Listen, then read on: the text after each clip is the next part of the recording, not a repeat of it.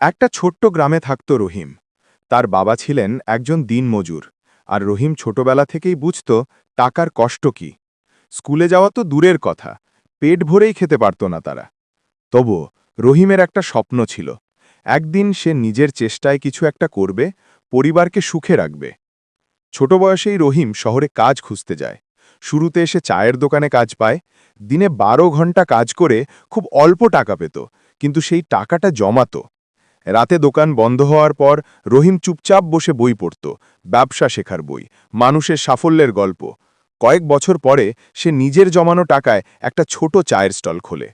নিজের দোকানে সে সবাইকে হাসি মুখে চা দিত, ভালো ব্যবহার করত।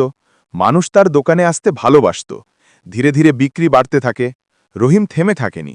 সে নতুন কিছু ভাবল, চা বিক্রি তো হচ্ছে, এবার আমি নিজেই চা পাতা কিনে বিক্রি করব। শুরু করল ছোট ব্যবসা। সময়ের সাথে রহিমের দোকান বড় কোম্পানিতে রূপ নিল, রহিম টি হাউস নামে। আজ রহিম গ্রামের স্কুলে দান করে, দরিদ্র শিশুদের পড়ার ব্যবস্থা করে।